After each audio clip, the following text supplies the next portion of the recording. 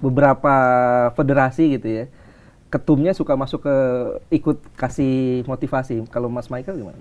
Ya kalau ya saya bukan orang yang paham teknis. Jadi kalau saya dan dari 2 kali FGD itu dengan waktu yang terbatas ya. Tentu kalau waktu lebih lama mungkin kita punya agent atau apa cari gitu kan. Tapi dengan waktu yang sangat terbatas kita harus putuskan. Saya paham bahwa saya nggak paham kira-kira gitu. Orang lain lebih paham gitu. Paham. Ya saya mungkin buka aja sekarang nggak apa-apa. Justru coach Hector bukan pilihan pertama. Oke. Satu lagi saya bilang. Ada yang kasih masukan. Wah Mike, Hector itu waduh, susah itu diatur orangnya gitu. Ada yang ngomong gitu. Waduh, itu orangnya keras itu. Saklek lah ya. Iya, tapi kalau saya dengar itu justru saya ngerasa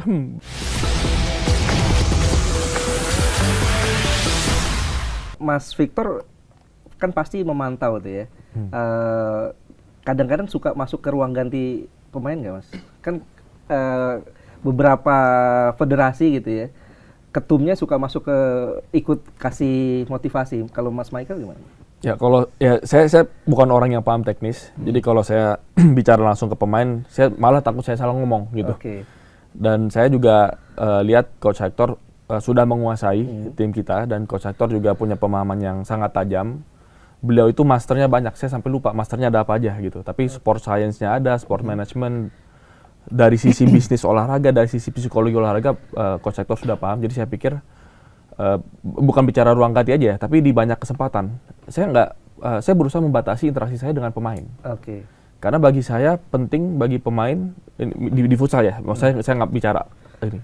Tapi kalau di futsal saya melihat penting bagi pemain atlet timnas orientasinya jelas. Otoritasnya jelas. Pelatih kepala coach Hector. Saya tidak ingin mengurangi otoritas coach Hector di mata pemain-pemainnya sendiri. Makanya saya berusaha menjaga, membatasi diri supaya yang nggak terlalu banyak interaksi dengan para pemain. Karena saya udah percaya kepada coach Hector. Itu setidaknya itu filosofi saya. Mas, kalau misalnya kita lihat tadi kan memang tidak ada target yang dipatok seperti itu ya. Tapi ada nggak sih perkiraan bahwa timnas futsal Indonesia akan mencapai ke final seperti itu? Perkiraan. Sebenarnya yang terjadi kemarin itu ya ini sekali lagi kita bukan target-targetan, tapi sebenarnya saya udah jujur aja memperkirakan sih bahwa di grup stage pada saat kita tahu kita di grup apa saja, siapa saja di grup, ya saya punya harapan yang kuat, bukan target ya, punya harapan yang kuat kita juara grup. Dan saya mengantisipasi grup sebelah, Thailand peringkat pertama, Vietnam peringkat kedua, jadi ketemu Vietnam. Dan saya juga mengantisipasi dengan teman-teman di federasi bahwa berikutnya lawan Jepang. Kalau berhasil lawan Jepang, nextnya lawan Iran. Tentu semua pertandingan itu ya kita nggak pernah tahu hasilnya ya. Tapi ya mengantisipasi jalannya seperti itu kepikiran dan kebetulan itu yang terjadi. Ya kebetulan aja gitu. Iya, kalau saya waktu beberapa kali teman-teman media nanya gitu wawancara saya udah bilang kan kalau nggak salah FFI targetnya hanya perempat final ya Mas. Awalnya yang di sounding. Saya bilang ini nggak perempat final, ini final. Bukan final, minimal semifinal. Karena lawannya kan antara Thailand dan Vietnam kita sudah menang lah di Piala AFF, di SEA Games. Tapi yang saya kaget tuh kita bisa ngalahin Jepang dan bisa bikin susah Iran. Bahkan nyaris kita juara tuh.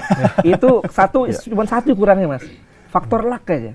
Faktor luck. Karena semuanya itu udah kita secara teknis nggak kalah sama Iran, secara permainan nggak kalah. Hanya satu faktor keberuntungan kita kemarin itu lebih beruntung Iran lah bisa menang di final. Nah, yang dilihat Mas Victor, Mas Michael saat itu saat kita sampai di final dan akhirnya menjadi runner up, suasana di pemain seperti apa Mas? Ruang ganti atau apa?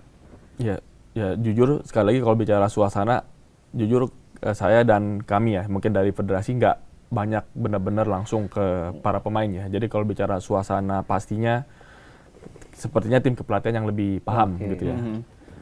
Bahkan saya pribadi pun juga komunikasi dengan coach Hector selama kompetisi itu sangat terbatas. Karena saya juga takutnya kalau saya kontak ada pressure tambahan. Sekali lagi kita memang udah di titik trust. Jadi ada satu chat saya ke coach Hector. Justru saya waktu chat coach Hector saya bilang, coach saya baru ketemu federasi ini kita lagi bahas hal-hal ini. Nanti setelah Piala Asia selesai saya mau ngobrol sama coach, kita sama-sama rancang untuk yang ke depan. Justru saya nggak bahas pertandingannya. Oke. Tapi ada kalimat yang saya sebut ke Coach Hector itu adalah kita bagi tugas. Coach Hector fokus timnas, saya fokus menjalin hubungan dengan federasi-federasi Asia yang sedang datang. Ya. Karena kalau teman-teman notice, sebenarnya kemarin itu bukan hanya Piala Asia yang berjalan. Kita bahkan kemarin itu ada satu rapat khusus, di mana kami mengundang sebagai tuan rumah perwakilan dan pimpinan Federasi Futsal Asia dari semua negara yang lain. Dan kemarin itu 12 negara datang. Ada presiden federasinya, ada mungkin komite futsalnya gitu, futsal ya. Kita bicara soal bagaimana mengembangkan kolaborasi futsal di level Asia. Yeah. Dan bagaimana mendorong supaya lebih banyak kompetisi di level Asia. Jadi selama pertandingan ini, fokus saya di federasi dan teman-teman pengurus di federasi, fokus kita dua. Pertama, penyelenggaraan eventnya, ada panitia pelaksana, ada ketua panitia dan jajaran juga. Jadi kita fokus di situ. Yang kedua adalah, justru ini momen kita menjaring relasi, memperkuat relasi.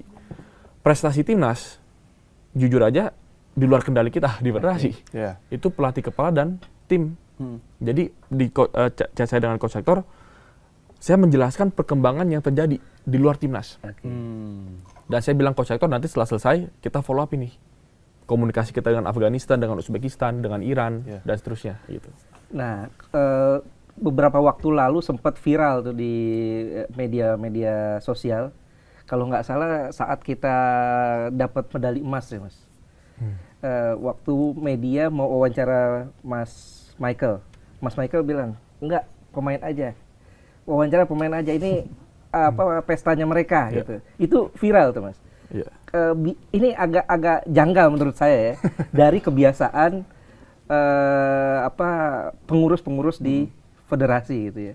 Karena biasanya pengurus di federasi itu mau ambil panggung itu gitu. Nah, Mas Michael nih justru yang bikin netizen salut gitu, justru malah menghindar dari panggung itu. Kenapa Mas? Ya, pertama saya berharap hal ini tidak dibesar-besarkan. Menurut saya itu momen yang sudah berlalu saja. Kita fokus ke depan dan saya sama sekali nggak ada keinginan diungkit gitu ya hal tersebut. Kalau di momen itu yang terjadi adalah memang saya senang. Saya lagi senang melihat ekspresi pemain dan pelatih. Dan saya merasa kalau saya ikut ke sana malah jadi canggung buat apa gitu. Mereka udah happy, udah semuanya ada yang lagi dilakukan ya udah pada tempatnya gitu. Mungkin kalau itu bicara momen ya, pada saat itu yang saya pikirkan. Jadi saya rasa buat apa saya ikut nimbrung gitu. Tapi kalau bicara yang lebih luas, menurut saya memang ya ini filosofi, balik lagi. Dan saya sampaikan di teman-teman di federasi, kita ini, tugas kita di federasi itu memfasilitasi. Oke. Ibaratnya kalau sama kayak pemerintah sama masyarakat gitu kan. Pemerintah itu memfasilitasi rakyatnya bisa sejahtera. Kita di federasi memfasilitasi para pemain, para klub-klub, liganya kuat, timnasnya kuat, ya udah. Jadi kita nih di belakang layar menurut saya sudah melakukan kerja-kerja yang terhormat, yang cukup gitu. Jadi ya kita harapan saya sih itu bisa menjadi hal yang kita konsisten lakukan gitu. Biar teman-teman mereka yang berjuang lah, mereka yang harus dapat apresiasi dan sorotan. Ya itu lumayan mendapat apresiasi dari publik Mas. Netizen tuh istilahnya wah ini luar biasa ini. Yeah. Beda dari ketum-ketum. Beda pada umumnya lah ya. Betul, pada umumnya gitu. Oke, Mas Michael, kita masih bicara soal keberhasilan timnas mengukir sejarah ya. Kalau boleh tahu, ini kan memang sejarah diciptakan tidak hanya dari pemain tapi juga juru taktik si Coach Hector ini gitu kan. Memang Coach Hector kita lihat di sosial media ataupun juga di lapangan dia sebagai sosok ayah ya untuk para pemainnya karena kita melihat waktu Israr gagal menendang penalti, gimana cara dia untuk memeluk Israr itu memang kelihatan dia jiwa pemimpinnya itu ada si Coach Hector ini. Nah, yang paling saya tanya adalah bagaimana awal penunjukan atau tersebut nama Coach Hector ini dalam pelatih timnas futsal Indonesia. Iya. Ya, waktu itu saya juga kan sebenarnya 2024 baru masuk ke Federasi Futsal ya. Dan saya orang yang tidak malu-malu untuk bilang bahwa saya orang baru di futsal gitu. Saya bukan orang futsal, saya bukan orang olahraga, tapi kebetulan saya dipercaya teman-teman, dipercaya oleh senior-senior mengurus organisasi ini. Dan saya juga berharap bisa dijalankan dengan sebaik mungkin dan profesional. Jadi pada saat saya masuk ada kekosongan pelatih. Karena pelatih sebelumnya baru saja mengundurkan diri karena alasan pribadi. Jadi kosong. Dan waktu itu kita hanya punya 3 bulan menuju Piala AFF. Jadi menurut saya situasinya sejujurnya sangat kritis. Cuma pada nggak tahu aja nih. Cuma di internal FFI kita jujur sangat kebingungan. Ini gimana Piala AFF udah mau datang berikutnya, ini event. Itu Marco Sorato ya? Yang sebelumnya, iya. Kenapa dia mundur, Mas? Ada urusan keluarga ya, urusan pribadi sih, pertimbangannya. Ya kita juga hormati gitu. Jadi di tengah kekosongan itu, waktu semakin tipis, kita harus segera mengambil keputusan. Dan waktu itu juga saya jujur aja baru masuk juga di federasi dan dihadapkan dengan situasi seperti itu. Saya sempat ngobrol sama beberapa orang, beberapa yang selama ini terlibat di futsal, termasuk dari klub-klub. Ya saya waktu itu sempat roadshow bahkan ke satu-satu owner klub, minta masukan soal futsal, soal memperbaiki federasi. Nah khususnya untuk pelatih, bahkan kita kepikiran dan kita lakukan bikin FGD, 2 kali FGD. Dan di FGD itu kita memang coba cari mantan tim kepelatihan timnas, mantan atlet timnas, dan juga pemain-pemain yang masih sering dipanggil di timnas. Ada, saya lupa orangnya berapa, kalau nggak salah ada 10, pokoknya 2 kali FGD. Dan dari 2 kali FGD itu, dengan waktu yang terbatas ya, tentu kalau waktu lebih lama mungkin kita punya agent atau apa cari gitu kan, tapi dengan waktu yang sangat terbatas, kita harus putuskan. Saya paham bahwa saya nggak paham kira-kira gitu. Orang lain lebih paham gitu. Paham bahwa kita nggak paham. Bosan sama dia. Jadi saya benar-benar butuh masukan siapa gitu. Dan dari 2 FGD yang dilakukan muncul 4 nama. Dari 4 nama ini dikerucutkan lagi kedua, dan 2 nama ini kita panggil wawancara saya. Bahkan saya juga ikut interview, follow up gitu ya. Dan pada saat 2 nama ini muncul, ya saya mungkin buka aja sekarang nggak apa-apa. Justru coach Hector bukan pilihan pertama. Oke. Satu lagi saya, Mas. Ya kita nggak perlu sebut. Ini menarik ini. Menarik, itu bikin penasaran tuh. Iya. Justru coach Hector bukan pilihan pertama pada saat udah di shortlist 2 itu. Iya. Tapi ada beberapa hal yang memang waktu saya dengar langsung dari coach Hector saya impress. Yang pertama adalah waktu paparan dari coach Hector, dia udah bikin paparan lengkap. Saya lupa, mungkin 30 slide. Menganalisa futsal Indonesia, menganalisa ekosistem klub yang ada di Indonesia, termasuk dia punya daftar 40 pemain. Yang dia udah lihat potensial dan layak untuk dipanggil ke timnas. Sedalam itu berarti ya? Sedalam itu. Memang coach Hector kan pernah 2 tahun jadi pelatih klub BTS, BTS Bintang Timur Surabaya. Jadi memang sudah memahami. Tapi ya artinya apa? Artinya dia menghadapi wawancara itu juga dengan serius. Dengan sangat serius. Dan di wawancara itu dia memang menyampaikan saya menginginkan pekerjaan ini. Dan saya mempersiapkan, bukan cuma ingin, kalau ingin mungkin banyak yang ingin gitu kan, tapi saya mempersiapkan, makanya dia paparkan gitu dengan sangat baik gitu. Jadi itu hal pertama yang saya jujur waktu itu impress melihat keseriusan itu. Dan hal yang kedua, setelah wawancara itu jujur, ya mungkin saya nggak bisa buka semua detailnya, tapi saya udah ngobrol berdua beberapa kali, teleponan, WhatsApp, karena kita bicara soal terms dari kontraknya. Ada hal-hal yang kami punya keterbatasan di federasi. Tapi yang saya sangat apresiasi, Coach Hector itu orientasinya bukan material. Tentu kita tetap berusaha memberikan yang layak lah pastinya gitu. Tapi dari, kalau ini kan jadi setelah wawancara Zoom itu, udah sifatnya, bahkan ini saya langsung dengan Coach Hector nih gitu. Bener-bener gitu ya. Karena saya menjelaskan kondisi FFI hari ini begini. Tantangan kita seperti ini, keterbatasan kita seperti ini gitu.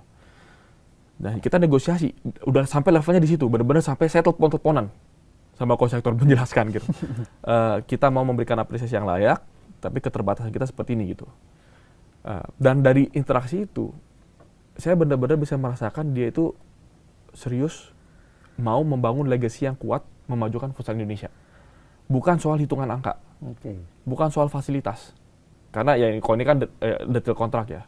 Karena menurut saya kami ya punya keterbatasan di sisi itu ya sebagai federasi. Tapi hal-hal tersebut Coach Hector menunjukkan itu poin-poin kesekian. Tapi yang paling utama adalah satu hal yang Coach Hector minta dan ini kita penuhi adalah kalau saya jadi pelatih kepala saya minta TC dimulai tanggal sekian. Saya lupa tanggal berapa kalau nggak salah 1 September atau berapa. Pokoknya mulai segera. Yang lain-lain kan ada lagi nih hal-hal yang lain. Maaf coach, yang ini saya nggak bisa. Yang ini kayaknya saya upayakan.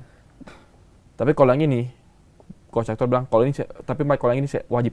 Ini syarat saya nih. Kalau saya datang ke Indonesia, ini wajib. TC segera mulai. Saya benar-benar waktu udah mepet banget. Waktu coach bilang itu, saya lihat keuangan FFI. Nggak sanggup kita bikin TC secepat itu. Biasa TC buat AFF paling 2 minggu, 3 minggu. Coach Hector minta 2 bulan. Lama ya? Cukup lama.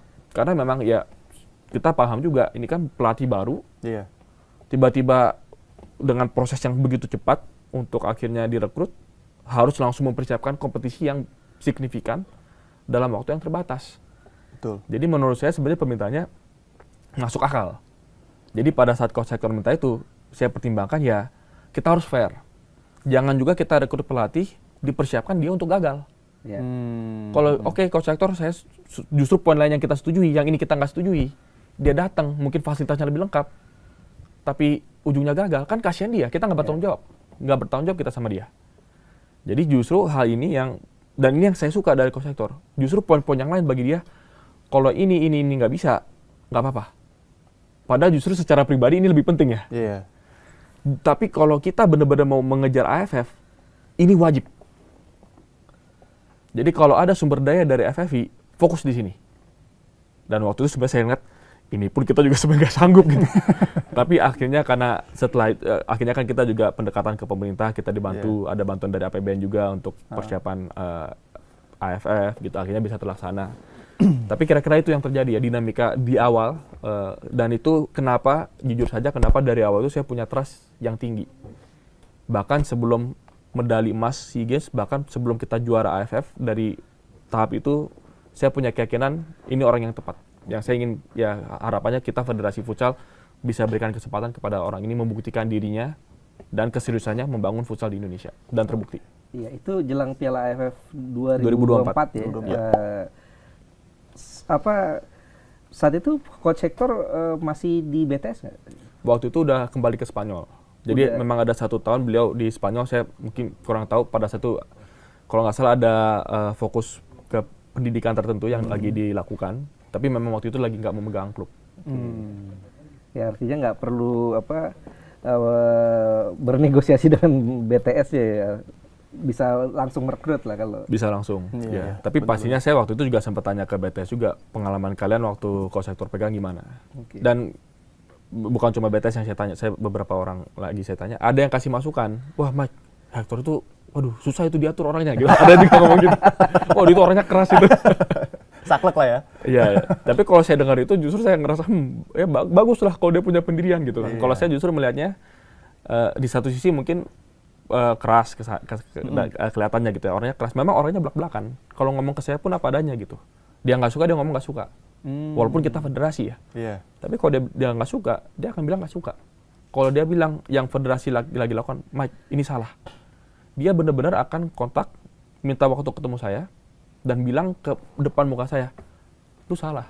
Kalau lu jadi ketua federasi nggak boleh kayak begini. Saya digituin gitu. Tapi ini kan balik soal trust. Saya punya keyakinan apapun yang Coach Hector sampaikan kepada kita di federasi, disampaikan dengan niat baik, karena beliau juga punya ilmunya gitu loh. Untuk kita bisa mengambil langkah-langkah yang tepat bagi timnas dan juga bagi futsal Indonesia. Jadi kalau saya justru hal seperti itu, mungkin ada orang-orang lain yang kasih masukan ke saya sebelum kita rekrut Hector. Wanti-wanti itu, wah Mike hati-hati, itu lu nggak susah aturnya tuh orang itu, pendiriannya begini-begini. Tapi pada saat saya interaksi langsung dengan beliau, kalau niatnya baik, ya bagus. Punya pendirian yang kuat, kalau memang niatnya baik, bagus. Dan saya bersyukur. Dan menurut saya kita futsal Indonesia juga harus sangat bersyukur punya pelatih seperti Coach Hector. Di mata Mas Michael, Coach Hector ini pelatih seperti apa sih dengan para pemainnya ini? Ya, kalau ini kan tentu pemain-pemain yang pasti lebih paham dan merasakannya. Iya, artinya dari pandangan Mas Michael. Jadi kalau saya melihat Coach Hector, ini saya melihat dari luar ya, tentu kan ini kan internal di timnasnya sendiri ya. Kalau saya melihat yang pasti Coach Hector itu dia dihormati. Jadi ini orang yang punya otoritas di tim yang dia pimpin, di tim kepelatihan dan juga di pemain. Dan kalau ini saya dengar cerita ya, saya nggak lihat langsung, tapi saya ya kadang-kadang dengar cerita dari kiri kanan gitu, seberapa detail Coach Hector. Ada pemain-pemain yang secara khusus dipanggil malam-malam mungkin udah selesai rapat, udah selesai briefing, ada pemain yang dipanggil khusus. Ya bicara bahkan di kamarnya Coach Hector ya, di hotel tempat menginap, dan dijelaskan, dikasih tunjuk video. Ini kamu seperti ini, harus diperbaiki begini-begini. Jadi ada perhatian, ada kepedulian, ada detail. Itu yang saya dengar dari banyak orang. Jadi ya kalau saya dari jauh tentu melihatnya, saya melihat dinamika tim yang berjalan dengan baik di internal gitu. Dan itu saya suka gitu, saya lihat dari luar. Dan ada beberapa hal di mana yang saya tahu, tapi kalau ini mungkin saya nggak bisa kasih contoh detail ya. Ada tapi saya nggak enak ngomong. Tapi saya melihat Coach Hector itu sangat mempedulikan timnya, bahkan mau berkorban untuk timnya. Itu yang saya juga apresiasi. Yaitu menurut saya seorang pemimpin yang baik, bisa memimpin tim yang baik. Oke, jadi memang karakternya punya karakter khas lah ya, Karakter Coach khas, Hector betul. ini.